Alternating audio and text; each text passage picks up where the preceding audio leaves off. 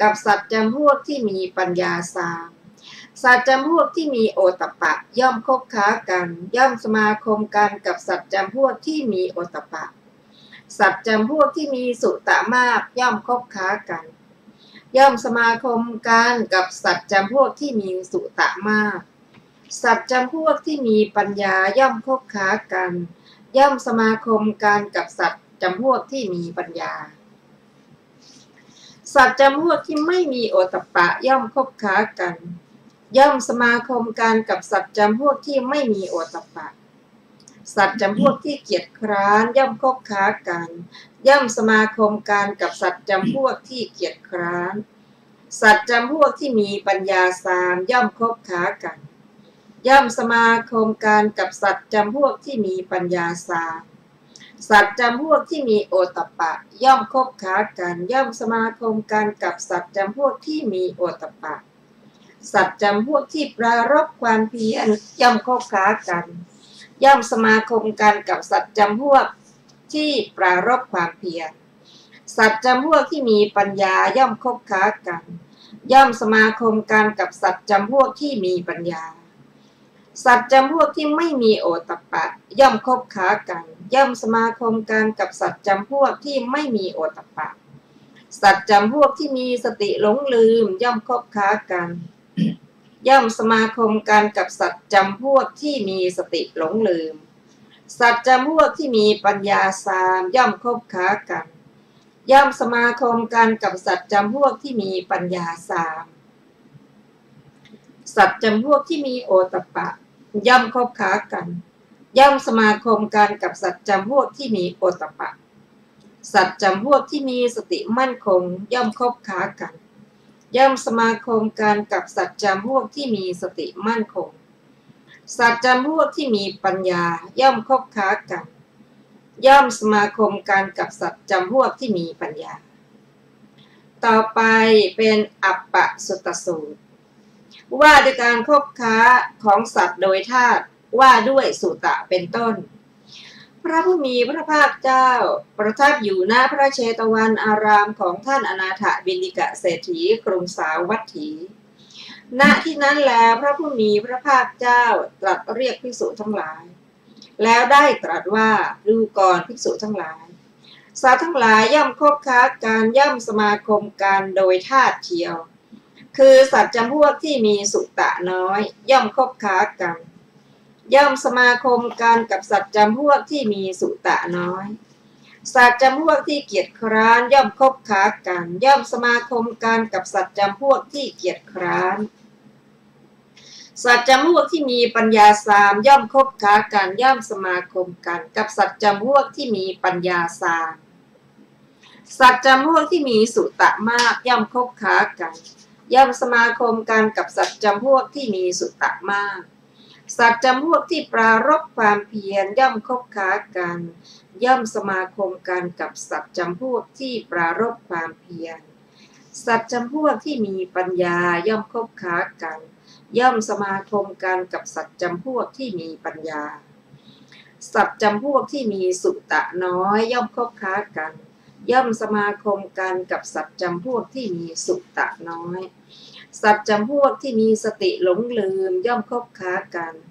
ย่อมสมาคมกันกับสัตว์จำพวกที่มีสติหลงลืมสัตว์จำพวกที่มีปัญญาสามย่อมคบค้ากัน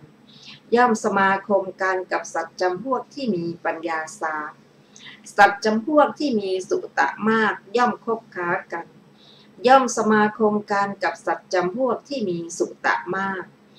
สัตว์จำพวกที่มีสติมั่นคงย่อมคบค้ากัน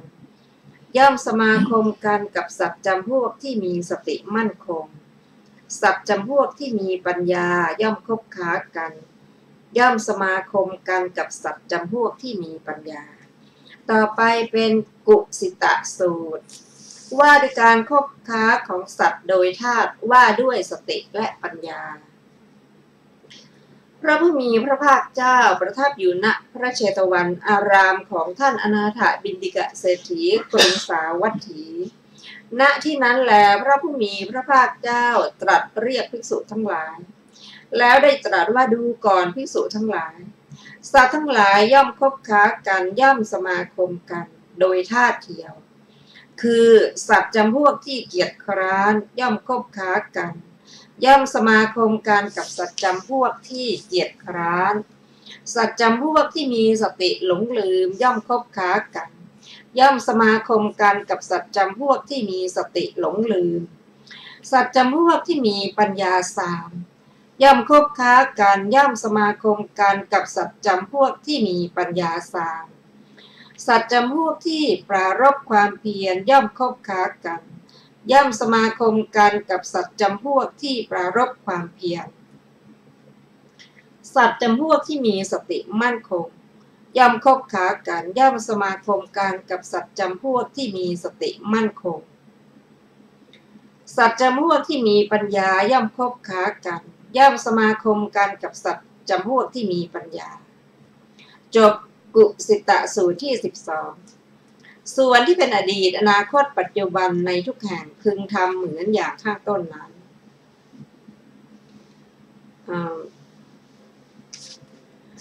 ในพระสูตรที่จบไปนี้มีด้วยกันคือ12สูตรที่ได้กล่าวไปแล้วคือ1สติมะสูตร2สนิทานสูตร3คินชกาวสถสูตร4หินาทิมุติสูตร5จังกมสูตร6สตาปารัตสูตร7ปัทมะอัสสทมูลกสูตร8ทุติยะอัสสทมูลกสูตร9อหิริกะมูลกสูตร10อโนตตปะมูลกสูตร11อัปปสุตสูตรและ12กุสิตะสูตรสำหรับอรรถกถาของอัสสทมูลกสูตรที่8เป็นต้นสูตรที่8เป็นต้นพระผู้มีพระภาคเจ้าทรงแสดงรวมธรรมมีอัตศรัทธาเป็นต้นเหล่านั้นด้วยอำนาจธรรม3อย่างในบรรดาสูตรเหล่านี้นั้นสูตรที่8พระองค์ตรัสธรรมมีอัตศรัทธาเป็นมูลเป็นต้น5ครั้งแต่ละครั้งมีธรรม3อย่างด้วยอำนาจธรรมฝ่ายดำและฝ่ายขาวสูตรที่9พระองค์ตรัสธรรมมีอหริกะเป็นมูล4ครั้งแต่ละครั้งมีธรรม3อย่างสูตรที่10พระองค์ตรัสธรรมมีอโนตตปะเป็นมูล3ครั้งแต่ละครั้งมีธรรม3อย่างสูตรที่11ตรัสธรรมมีอัปปสุตตะมีสุตตะน้อยเป็นมูล2ครั้งแต่ละครั้งมีธรรม3อย่างสูตรที่12ตรัสธรรมมีกุสิตะความเกียจคร้านเป็นมูล1ครั้งมีธรรม3อย่างด้วยประการฉนี้ในสูตร5สูตรแม้ทั้งปวงจึงมีธรรม3อย่างรวม15อย่างก็อาจารย์บางพวกกล่าวว่าธรรม15อย่างนี้คือพระสูตรก็มีชื่อว่าติกะปยละจบอรรถกถาอัสสัทธมูลสูตรที่8เป็นต้นจบทุติยวรรคที่2ท่านผู้ฟังที่เคารพครับจากพระสูตรที่เราได้ศึกษาติดต่อกันมาในพระไตรปิฎกฉบับมมรเล่มที่26ประมาณหน้า400เป็นต้นไปพระองค์ตรัสถึงกลุ่มของบุคคลที่เขาคบกันก็คบกันโดยท่าโดยยกตัวอย่างให้ภิกษุได้เห็นว่าภิกษุทั้งหลายเธอเห็นไหมว่าภิกษุที่เดินจงกรม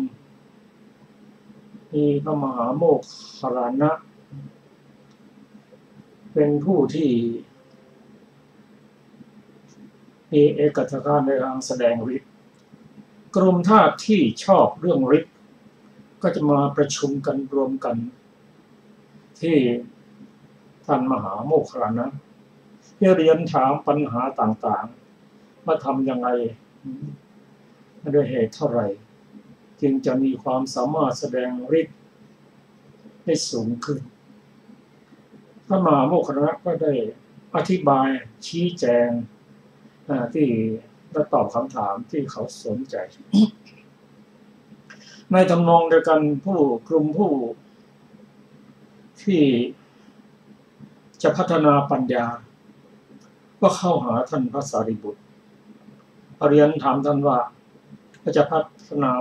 ปัญญาได้อย่างไรซึ่งท่านพระสารีบุตรก็ได้ชี้แจงให้แก่ผู้ที่สนใจตอบคำถามทุกสิ่งทุกอย่าง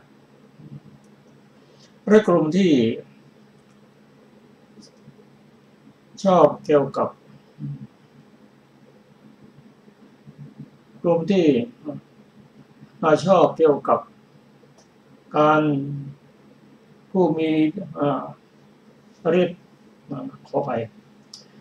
ผู้มีในตาเรียกว่าจักขุทิพย์ดิกดาทิพย์นั้นก็เข้าไปหาท่านอนุรุทธะซึ่งท่านอนุรุทธะก็อธิบายให้แม้แต่ท่านที่สนใจเกี่ยวกับวินัยต่างๆก็เข้าหาท่านบาลีก็คบกันด้วยพวกอย่างนี้นั่นพระองค์ตรัสว่าภิกษุเธอสังเกตเห็นไหมนั่นกลุ่มที่ล้อมแวดล้อมพระเทวทัตนั้นก็เป็นธาตุเดียวกันเป็นกลุ่มที่มีจิตใจที่ไม่โน้มไปทางกุศลก็เดินถามท่านพระเทวทัตก็ชี้แจงให้พระภิกษุเข้าใจแล้วก็ทูลถามว่า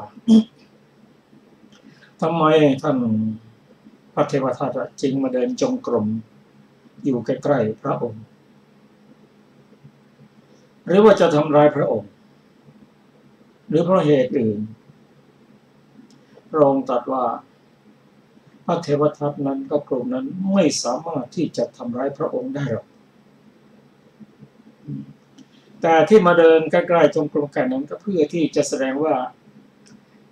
ไม่มีข้ออะไรที่จะไปขัดข้องกับพระผู้มีเจ้าก็คาดว่าจะปิดบังความผิดของตัว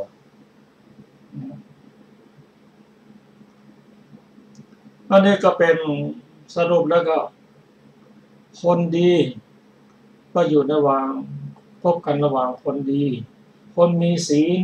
ก็คบค้ากับคนที่มีศีลคนที่มีโอตตัปปะเฮริและโอตตัปปะเป็นผู้ที่ละอายต่อบาปในการประรบตนเองบุคคลที่เกรงตัวเป็นโอตตัปปะคือการประรบบุคคลที่อยู่ใกล้เขาจะมาคบกันเป็นพวกเดียวกันอันนี้พระองค์ได้แสดงไว้ให้เห็นว่าเป็นกลุ่มบุคคลแต่กลุ่มบุคคลนั้นจะเป็นถ้าเป็นฝ่ายกุศลจิตและอกุศลจิตก็ต้องประกอบด้วยส่วนที่มาประกอบกับจิตก็เป็นที่ทราบกันว่าการทำงานของจิตจะเป็นกุศลอกุศลก็ตามมีตัวเจตสิกอยู่52ดวงเป็นฝ่ายกุศลเป็นฝ่ายกุศลเสีย25ดวงเป็นฝ่ายอกุศล27มาประกอบกันมารวมกันที่ตัวที่บุคคลมาพูดง่ายๆว่าบุคคลจะดีจะชั่วนั้นมีองค์ประกอบอยู่หลายอย่างด้วยกันอันนี้ก็เป็นการแสดงธาตุโดยรวมเอาต่อมาในพระสูตรที่เราอ่านศึกษามาจนถึงวันนี้ก็เป็นพระองค์แสดงถึงองค์ประกอบที่ทำให้บุคคลเป็นกุศลและอกุศลเลยพูดง่ายๆว่าถ้าเราจะเปรียบปากว่าเห็นบริษัทนั้นมีความสามารถดีทำงานได้ดีได้รวดเร็วมีประสิทธิภาพนะเป็นบริษัทส่วนบริษัทนั้นทำงานไม่มีประสิทธิภาพและชักช้าด้วยแต่ที่ในพระสูตรที่เราศึกษานี้จ เจาะลึกลงไปว่าตัวผู้บริษัทนั้นผู้ในการนั้นมีลูกน้องเป็นใครมั่งมีศีลนะมีสติมีสมาธิปัญญาไหมในอีกบริษัทหนึ่งอะลูกน้องเป็นไงบ้าง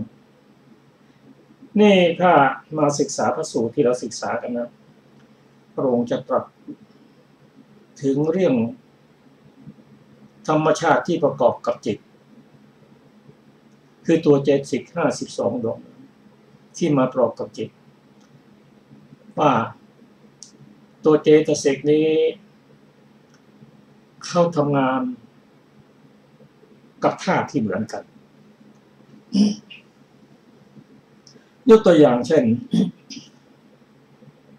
บุคคลที่มีศรัทธา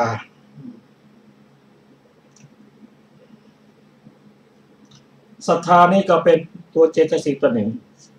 ที่เป็นฝ่ายบุญเกิดร่วมกับจิตที่เป็นกุศลทุกดวงจิตเกิดร่วมกับจิตที่เป็นกุศลเนี่ยเขาจะทำงานร่วมกันมีอยู่19 ดวงด้วยกันเนี่ยเขาทำงานร่วมกันแล้วพวกนี้จะมาด้วยกันคนที่มีศรัทธาก็ทำงานร่วมกับคนมีสติ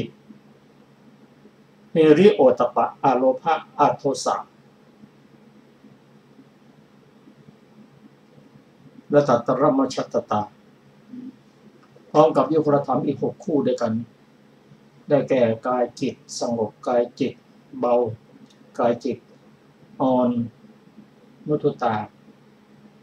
กายจิตที่มีความเหมาะสมกับการงานเนี่ยมีจิตที่คล่องแคล่วเรามีกายคำว่ากายตัวนี้คือตัวเจตสิกที่เที่ยงตรงเนี่ย19 ดวงเนี่ยเขาจะทำงานร่วมกันเป็นกลุ่มเดียวกันเนี่ยถ้าทำบุญกลุ่มส่วนนี้จะมารวมมันจะมากจะน้อยนะครับอีกเรื่องหนึ่งส่วนกลุ่มที่เป็นกุศลนั้นจะต้องด้วยศีลเรามีอัปปมัญญา2คือกรุณาและมุทิตาและมีปัญญินทรีย์อยู่ด้วยก็กลุ่มทั้งหมดนะมีเพ่นบุญและกุศลเนี่ยมีอยู่25 ดวงด้วยกันที่เป็นบุญมี19ที่เป็นกุศลก็รวมกุศลไปอีก6เป็น25 ดวงมาคำว่าทำได้ทั้งบุญได้ทั้งกุศลคนที่มีศรัทธาก็ต้องจะให้ได้มีประสิทธิภาพอย่างยิ่งต้องศรัทธาประกอบด้วยปัญญาคืออะไรคือความเข้าใจคือทำได้อะไรด้วยความเข้าใจนะถือว่าเป็นปัญญาที่เรามาศึกษากันถึงพระสูตรที่ท่านเพิ่งได้รับฟังต่อไปนั้นว่าจิตที่ประกอบด้วยเป็นบุญเป็นกุศลแล้วไม่คนเป็นคนดีเป็นอริยบุคคลเป็นพระอรหันต์บุคคลนั้นท่านได้สั่งสมบุญกุศลมาในอดีตมายาวนานนั่นคือพยายามอบรม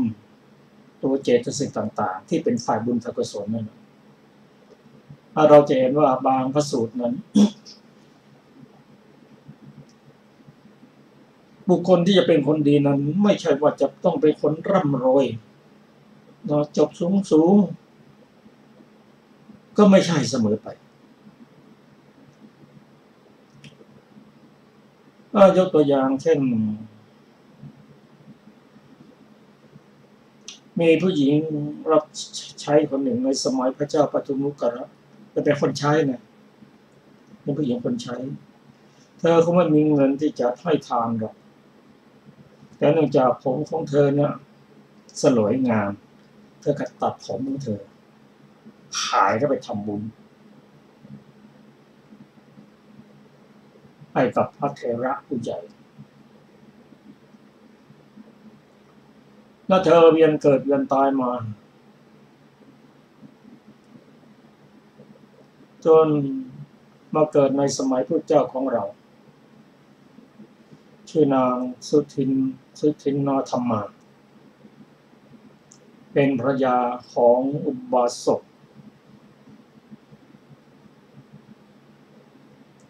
ท่านหนึ่ง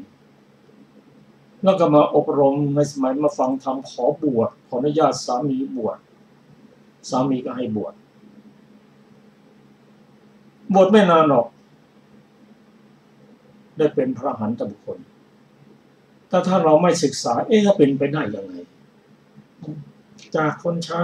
ขายผมนับผ่านพระเจ้ามาตั้งแต่พระพุทธเจ้ากี่พระองค์แล้วแต่ว่าอย่างนั้นเนี่ยพระพุทธเจ้าของเราเนี่ยในสมัยที่เป็นพระโพธิสัตว์ได้รับพยากรณ์จากพระเจ้าที่ปังกรสมัยนั้นผ่านพระเจ้ามา24พระองค์นางสุทินนาเทรีนี้ผ่านพระพุทธเจ้ามาหลายพระองค์แต่ไม่ใช่ว่าอธิษฐานเดี๋ยวขายผมแล้วให้ทานแล้วก็หยุดแค่นั้นไม่ใช่เธอทำบุญฟังธรรมต่อเนื่องกันมาไม่ใช่ครั้งเดียวท่านผู้ฟังครับเพราะอะไรการให้ทานนั้นดังที่เราทราบว่า ทานนั้นเป็นเหตุเป็นปัจจัยให้เข้าถึงพระนิพพานแต่ทานนั้นมาเข้าถึงพระนิพพานนะทานอย่างเดียวไม่ได้พอให้ทานนะก็อยู่ใกล้ให้ทานกับพระภิกษุผู้มีศีลมีสมาธิปัญญาให้ทานแล้วท่านให้แสดงธรรมให้ฟังความเข้าใจก็เกิดขึ้นผ่านมาหลายภพหลายชาติจนมาสมัยถึงพุทธเจ้าของเรานั้นเป็นภรรยาของวิสาขะอุบาสกแต่ความเป็นบัณฑิตของเธอนั้นซ่อนอยู่ในตัวของเธอก็วันหนึ่งเธอเห็นสามีของเธอนะประพฤติแปลกๆมาฟังธรรมกลับมาแล้วนะครับเดินเข้ามาเฉยเลยดูสงบเสงี่ยมไม่หัวเราะไม่อะไรสักอย่างนางสังเกตในแง้มหน้าต่างดูว่าพี่วันนี้มาแปลกเอาเราไปถึงที่ต้นรักที่หัวบันไดแกก็การแขนออกมาถ้าจะโอบนะบาศกสิกะหดมือเข้ามาแปลกเอาละเราจะรู้กันตอนที่กินข้าวนั่นนะหมายถึงตอนเช้านะตอนเช้ากินข้าวไม่ยอมกินกับแหนมไม่เหมือนก่อนจัดทำอาหารนี่เนี่ยเราแยกกินคนเดียวเอาละเราจะรู้กันจริงๆนะเป็นยังไงในเวลานอนนั่นเองพอถึงเวลานอนให้คนจัดห้องให้เตียงเล็กๆนั่นจัดห้องให้แยกนอนนางก็เสียใจว่าวิสาขาเนี่ยคงจะปรารถนาภายนอกก็คืออยากจะได้แฟนใหม่มั้งหรือว่าถูกคนอื่นยุแย่ให้หรือว่าตัวเราเป็นคนไม่ดีเอาละ2-3 วันเนี่ยรู้กันเนี่ยรู้ดำรู้แดงกันก็เข้าไปหาวิสาขะเห็นแล้วก็ทำไมวันนี้เธอมาผิดเวลานะเจ้าค่ะมาผิดเวลาแต่อยากจะเรียนถามบางอย่างว่าทำไมเธอจึงไม่เหมือนแต่ก่อนผิดปกติจะว่าเป็นการกินการพูดการจาการต้อนรับแม้แต่การนอนก็ผิดปกติหรือฉันมีอะไรเป็นความผิดอยู่บ้างวิสาขะ ก็ตอบว่าเธอไม่ได้ทำอะไรผิดไม่มีใครยุแย่มันมีอะไรเท่านั้นนะแล้วมันเป็นอะไรล่ะวิสาขะก็มาตึกอยู่โลกุตตรธรรมนี่เป็นเรื่องหนักไม่ใช่จะไปบอกใครได้ง่าย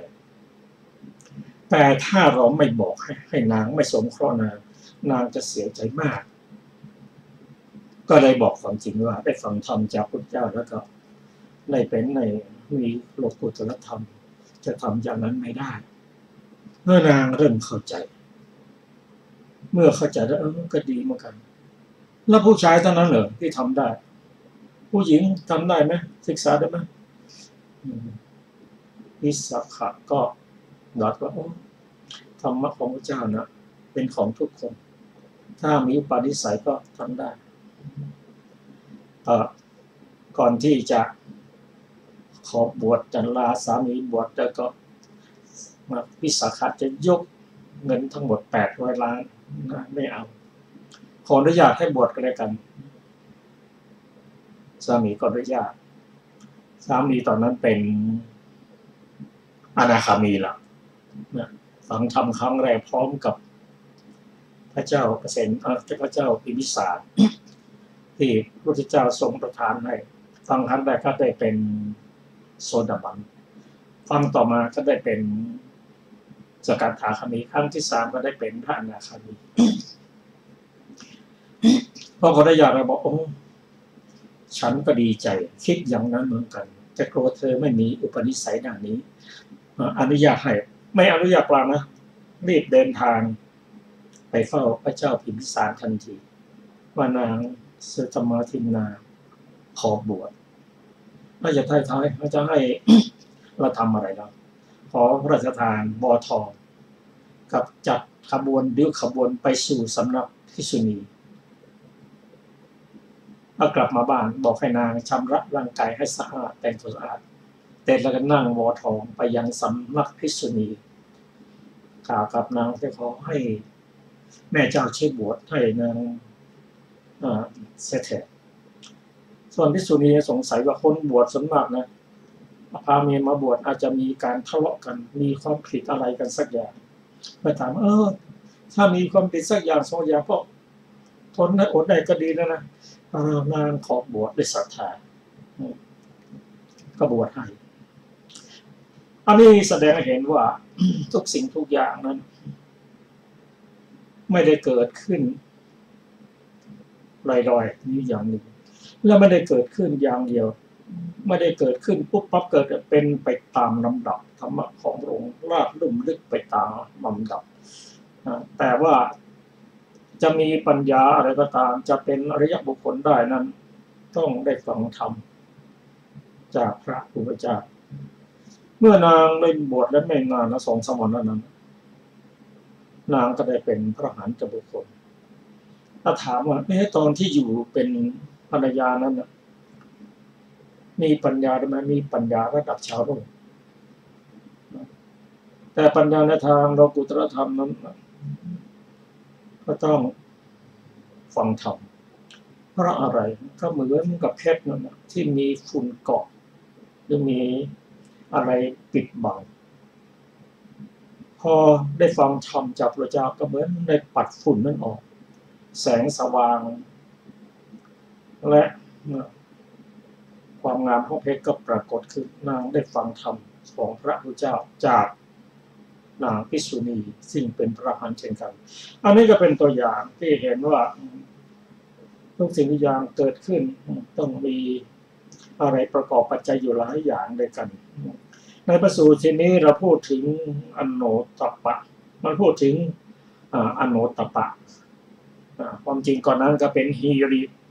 และโอตตัปปะฮีรินั้นคือความละอายต่อบาปเกลียดต่อการทำบาปโดยมีตัวเองประรบตัวเองคืออยู่ที่ใจจิตตัวเองนั่นไม่ต้องมีใครมาส่วนโอตตัปปะนั้นคือความเกรงกลัวต่อบาป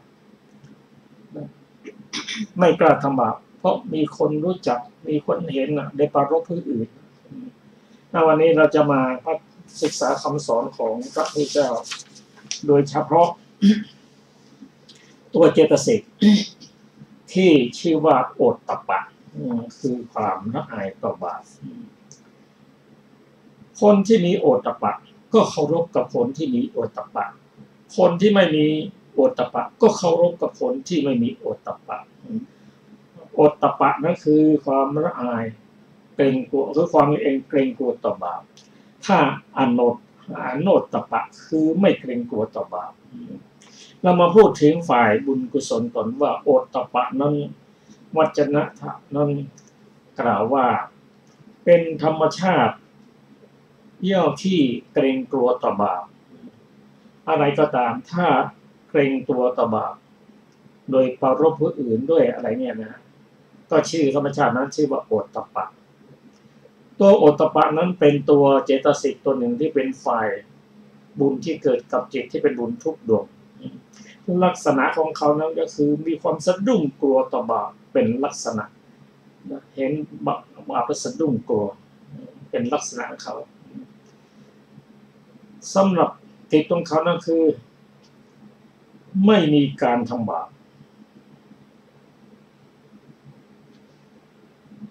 ผลของเขานั้นก็คือมีความละอายต่อบาปเป็นผลเหตุใกล้นั้นก็มีความเคารพผู้อื่นที่เป็นเหตุใกล้เห็นคนบุคคลที่เคารพถ้าเป็นสามีก็เคารพภรรยาจะทำอะไรผิดก็กลัวบาปเป็นต้นส่วนคนที่ไม่เกรงกลัวต่อบาปเขาก็ไม่เข้าใกล้กับคนที่เกรงกลัวต่อบาปมันธาตุใครธาตุมันอันนี้มันตัวธรรมชาติที่ประกอบกับจิตนั้นมันมีตั้ง52ธาตุละมันครอบคลุมกันและอีกธาตุหนึ่งส่วนหนึ่งก็คือเป็นกลางกลางยังลังเลไม่เข้าฝ่ายโน้นฝ่ายนั้นทันทีแต่ว่าไปกระเบื้องนั่นนะถ้าไปอยู่กับบุคคลที่เป็นฝ่ายบุญมากๆไปคลุกคลีเขาก็เป็นคนทำบุญไปตอนแรกจะไม่อย่างนั้นแต่ถ้าไปคลุกคลีกับคนที่ทำบาปมากก็จะกลายเป็นคนทำบาปและเป็นตัวกลางๆเช่นเดียวกันอันนี้ก็เป็นเรื่องของการประกอบด้วยปัจจัยต่างๆที่เราทำให้ศึกษาไปเห็นว่าเป็นตัวเป็นตนคนนั้นคนนี้แล้วเรามาทรงปรารภมากันท่านมหาโมคคัลลานะท่านพระสารีบุตรท่านพระอนุรุทธะ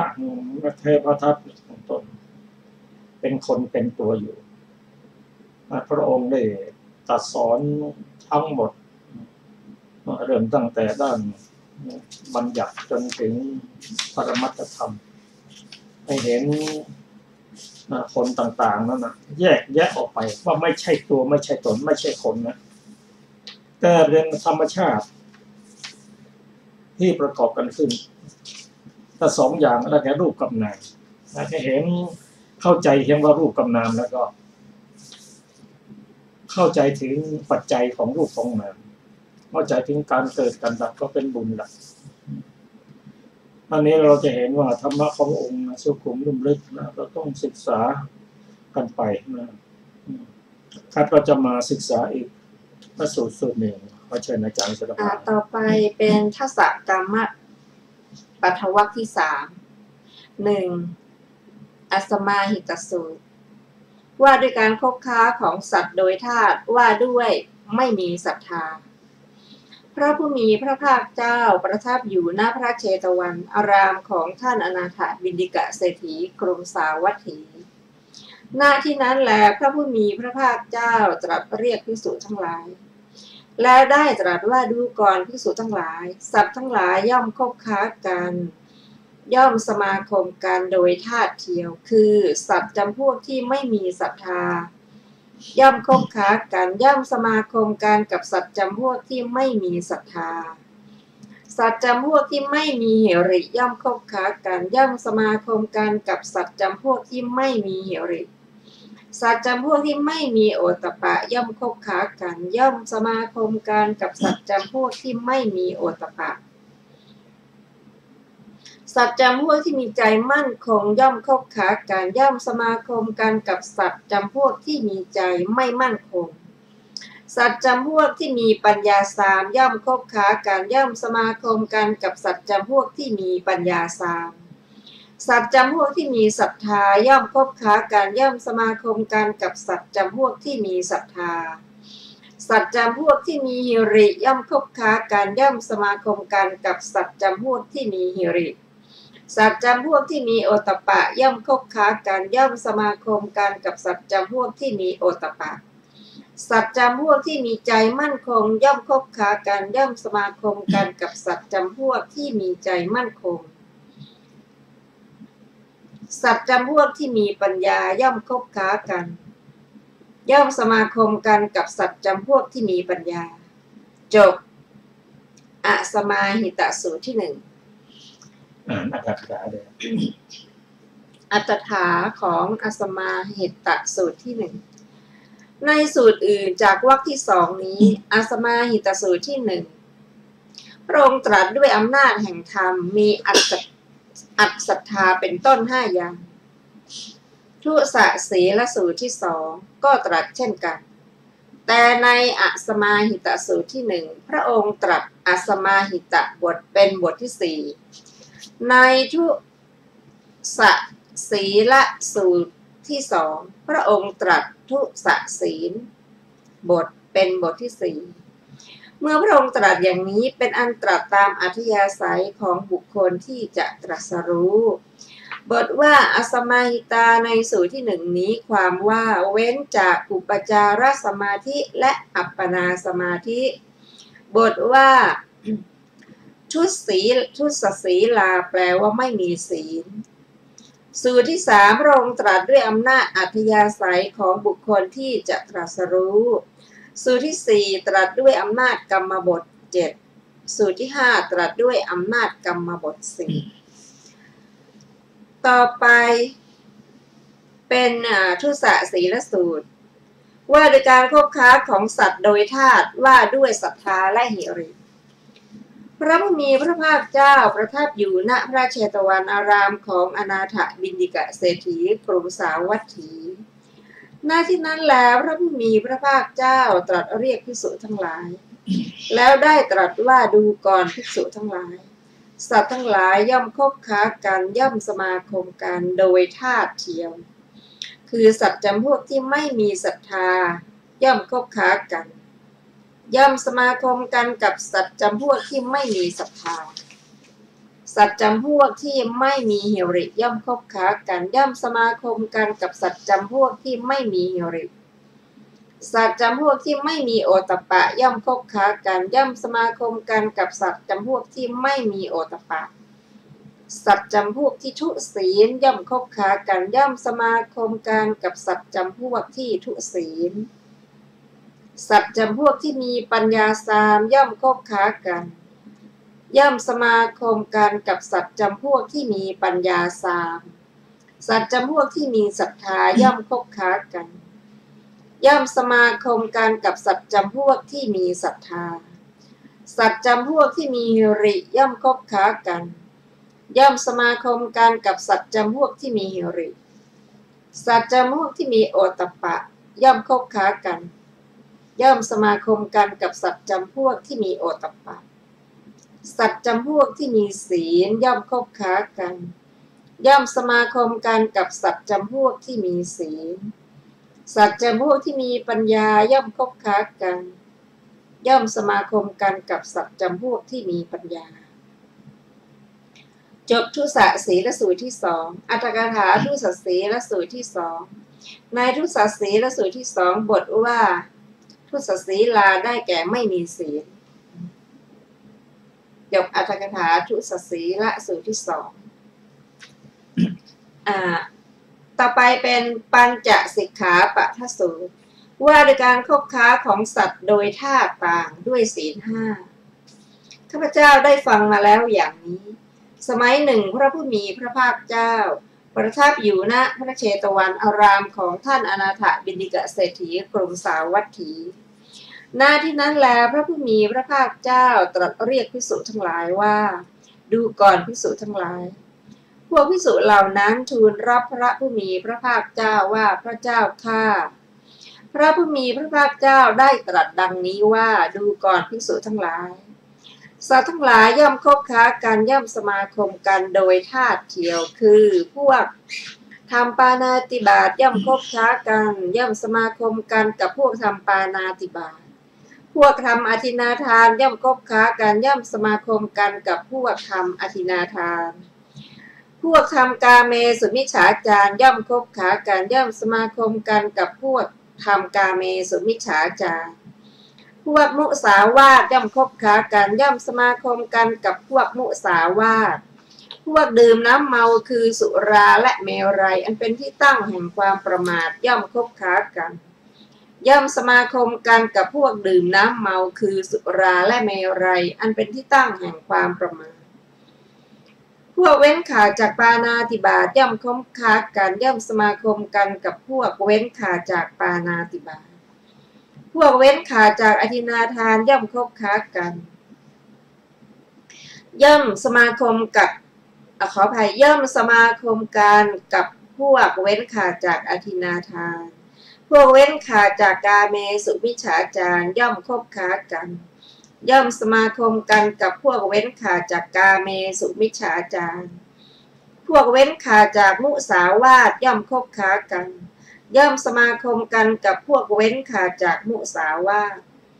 พวกเว้นขาดจากดื่มน้ำเมาคือสุราและเมรัยอันเป็นที่ตั้งแห่งความประมาทย่อมคบค้ากันย่อมสมาคมกันกับพวกเว้นขาดจากดื่มน้ำเมาคือสุราและเมรัยอันเป็นที่ตั้งแห่งความประมาทจบปัญจสิกขาปัฏฐสูตรที่3ซึ่งมีอรรถกถาดังต่อไปนี้พึงทราบวินิจฉัยในสูตรที่3ในสูตรนั้นบทว่าสุราเมรยมัชฌปมาทัฏฐายิโนความว่าคนทั้งหลายดื่มน้ำเมาคือสุราและเมรัยด้วยเจตนาในความประมาทใดเจตนานั้นเรียกว่าความประมาทเพราะการดื่มน้ำเมาและสุราคือสุราและเมรัยคนเหล่าใดตั้งอยู่ในความประมาทนั้นเพราะเหตุนั้นคนเหล่านั้นตั้งอยู่ในความประมาทเพราะการดื่มน้ำเมาคือสุราเมรัยนี้เป็นอธิบายแห่งบทไม่ทั่วไปในสูตรนี้ก่อนจบอรรถกถาปัญจสิกขาปัฏฐสูตรที่3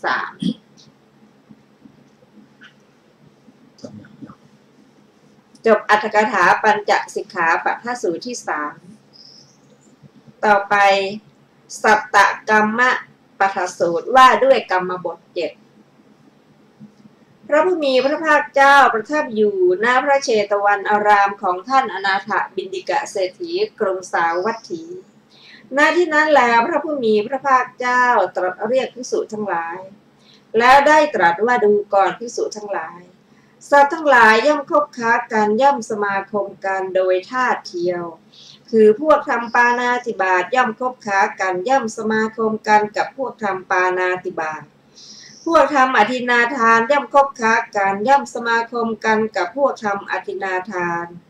พวกทำกาเมสุมิจฉาจารย่อมคบค้ากันย่อมสมาคมกันกับพวกทำกาเมสุมิจฉาจารพวกมุสาวาทย่อมคบค้ากันย่อมสมาคมกันกับพวกมุสาวาทพวกผู้ส่อเสียดย่อมคบค้ากันย่อมสมาคมกันกับพวกผู้ส่อเสียดพวกพูดคำหยาบย่อมคบค้ากันย่อมสมาคมกันกับพวกพูดคำหยาบพวกพูดเพ้อเจ้อย่อมคบค้ากันย่อมสมาคมกันกับพวกพูดเพ้อเจ้อพวกเว้นขาดจากปาณาติบาตย่อมคบค้ากันย่อมสมาคมกันกับพวกเว้นขาดจากปาณาติบาตพวกเว้นขาดจากอธินาทานย่อมคบค้ากันย่อมสมาคมกันกับพวกเว้นขาดจากอธินาทานพวกเว้นขาดจากกาเมสุมิจฉาจารย่อมคบค้ากันย่อมสมาคมกันกับพวกเว้นขาดจากกาเมสุมิจฉาจารพวกเว้นขาดจากมุสาวาทย่อมคบค้ากันย่อมสมาคมกันกับพวกเว้นขาดจากมุสาวาทพ วกเว้นขาจากคำส่อเสียดย่อมคบค้ากันย่อมสมาคมกันกับพวกเว้นขาจากคำส่อเสียดพวกเว้นขาจากคำหยาบย่อมคบค้ากันย่อมสมาคมกันกับพวกเว้นขาจากคำหยาบพวกเว้นขาจากคำเพ้อเจ้อย่อมคบค้ากันย่อมสมาคมกันกับพวกเว้นขาจากคำเพ้อเจ้อจบสัตตกรรมปะทะสูตรที่ 4ไม่มีอรรถกถาอธิบายท่านผู้ฟังที่เคารพครับการที่เราจะเข้าใจพระธรรมคำสอนนั้นก็โดยการได้อ่านได้ศึกษาได้ฟังบ่อยๆสรุปแล้วก็พระองค์จะเน้นในเรื่องของศีลสมาธิและปัญญาเพราะศีลสมาธิปัญญานั้นเป็นเหตุเป็นปัจจัยให้เราได้เข้าใจและนับพ้นจากทุกข์ได้ในที่สุดถ้าในพระสูตรที่เราได้ฟังมานั้นก็เป็นตัวเจตสิกที่เป็นฝ่ายบุญและเป็นฝ่ายบาปทั้งสองอย่างถ้าพูดถึงศรัทธาคนที่มีศรัทธาก็คบคุ้นกับคนที่มีศรัทธาคนที่ไม่มีศรัทธาก็ไปหาคนที่ไม่มีศรัทธานั่นนี่คำว่าศรัทธาได้แก่อะไรศรัทธานั้นได้แก่ตัวเจตสิกตัวหนึ่งซึ่งประกอบกับจิตที่เป็นบุญรวมทั้งตัวเขาด้วยก็มี19ดวงด้วยกันตัวศรัทธานี้มีความสำคัญเพราะเป็นฝ่ายบุญเป็นทรัพย์เครื่องปลื้มใจถ้ามีศรัทธาแล้วก็กุศลธรรมอื่นก็ไปได้ด้วยดีเป็นฐานะที่จะก้าวหน้าได้ดีนี่เราจะมาศึกษาคำว่าศรัทธานั้นมีความสำคัญอย่างไรศรัทธานั้นมีลักษณะเขาอยู่4ประการด้วยกัน 1. มีความเชื่อถือในอารมณ์ที่ดีเป็นลักษณะคำว่าอารมณ์ที่ดีคืออารมณ์ที่เป็นบุญเป็นกุศลนะมีความเลื่อมใสเป็นกิจมีความไม่ขุ่นมัวเป็นผลมีปูชนียวัตถุเป็นเหตุใกล้เราอยากจะเป็นผู้ที่มีศรัทธาเพราะคนที่มีศรัทธานั้นเป็นครับเรื่องปลื้มใจเพราะอะไรเพราะว่าพระพุทธเจ้าพระหัตถ์ของพระองค์ถ้าพระเจ้าจะเสด็จไปใกล้บุคคลก็ใกล้บุคคลที่มีศรัทธาถ้าจะแสดงธรรมก็แสดงกับคนที่มีศรัทธาทำไมไม่แสดงกับคนที่ไม่มีศรัทธาแสดงแล้วก็เขาไม่รู้เรื่องไม่สนใจเหมือนกับเอาไม้ขีดลงไปในน้ำนะแล้วก็หายลอยไปเลยเสียเวลาเปล่าเพราะฉะนั้นคำว่าศรัทธานั้นมีโอกาสที่เราได้ฟังธรรมมีโอกาสที่เราได้ศึกษาธรรมปฏิบัติธรรมเพราะศรัทธาคำว่าศรัทธานั้นจึงมีความสำคัญอย่างยิ่งแม้พระองค์ได้ตรัสว่าอานนท์ถ้าบุคคลยังระลึกนึกถึงตถาคตอยู่หลังตถาคตปรินิพพานไปแล้วก็มีโอกาสไปเคารพปูชนียสถานสีคือสถานที่พระองค์ยังเป็นพระโพธิสัตว์นั่นนะที่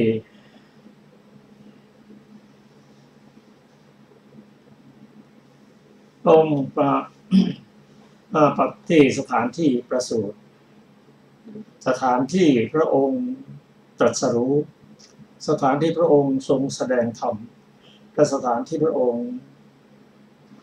เสด็จดับขันธ์ปรินิพพาน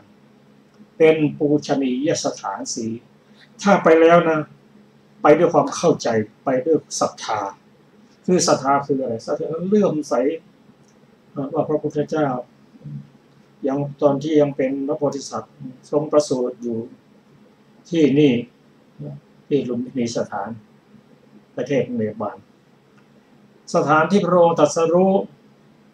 อริยสัจอริยสัจสี่คือใต้ต้นศรีมหาโพธิ์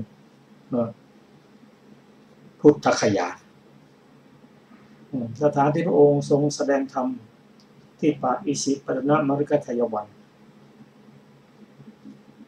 และสถานที่พระองค์มรณนิพพานคือกุสินาราไปด้วยความเลื่อมใสในพระพุทธเจ้าเลื่อมใสในประวัติของพระองค์เลื่อมใสในพระพุทธเจ้าเลื่อมใสในธรรมที่พระองค์ทรงแสดงเลื่อมใสในการตรัสรู้และสถานที่ปรินิพพานด้วยความเข้าใจ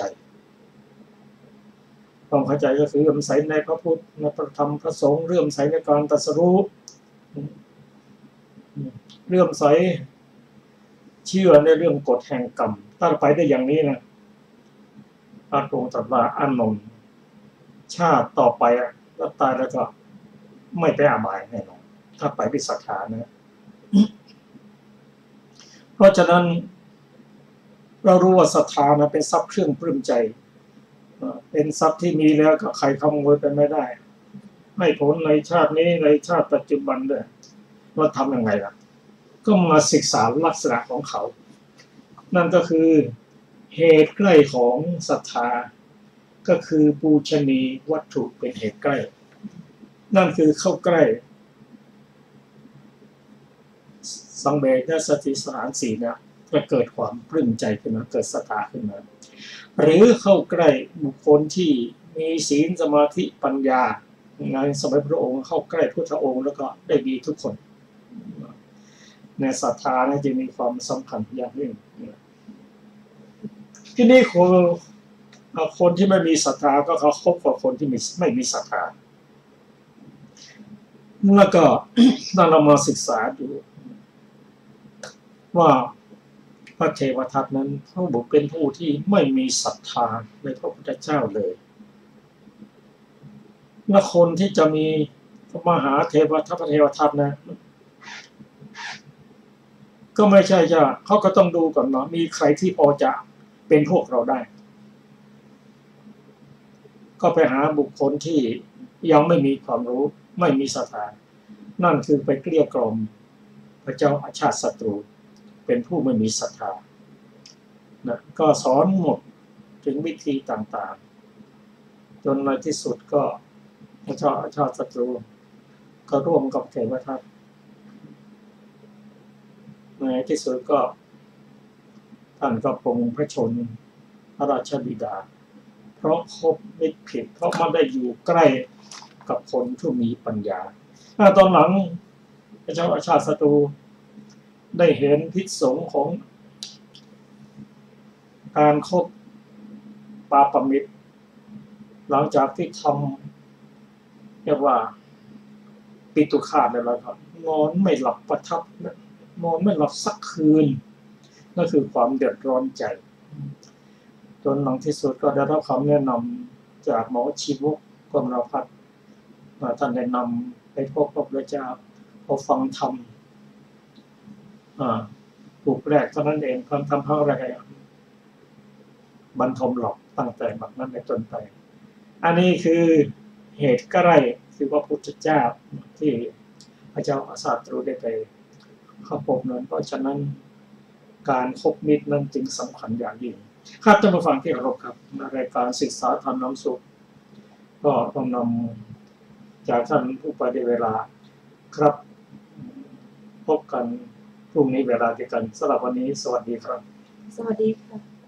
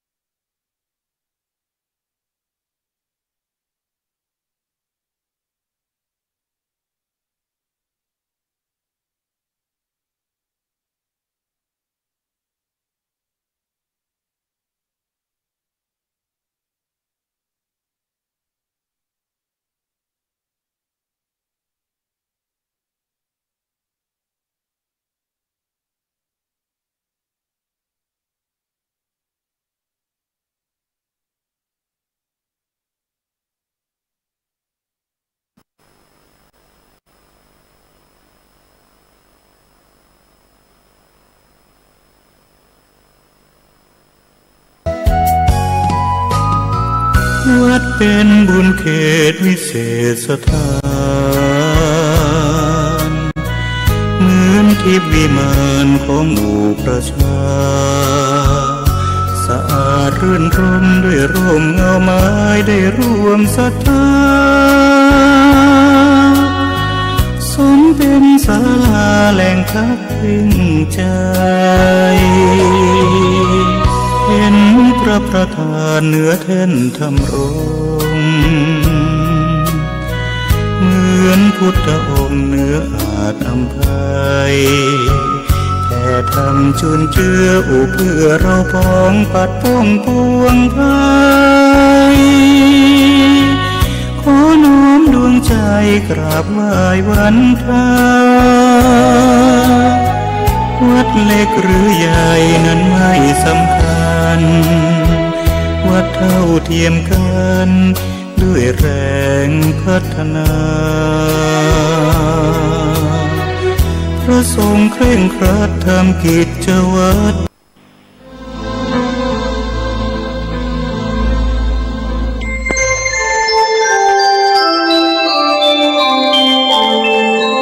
ขณะนี้ท่านกำลังฟังสถานีวิทยุกระจายเสียง FM 104.5 เมกะเฮิรตซ์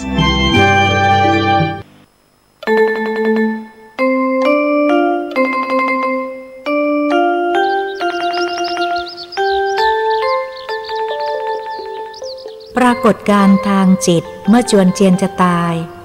ทุกคนเกิดมาแล้วต้องตายไม่มีใครหลีกเลี่ยงพ้นความตายไปได้เลยนี่คือกฎธรรมชาติของทุกชีวิตที่เกิดมาและเมื่อมนุษย์หรือสัตว์โลกทั้งหลายใกล้จะตายหรือจวนเจียนจะสิ้นใจนั้นกรรมดีหรือกรรมชั่วที่เขาได้เคยทำไว้จะแสดงปรากฏการณ์ทางจิตออกมาให้ทราบและบางครั้งก็แสดงออกมาให้ปรากฏทางกายหรือทางวาจาอาการปรากฏเมื่อจวนเจียนจะตายเช่นท่านเรียกว่ามรณาสันนการและวิถีจิตที่ออกรับอารมณ์ทาง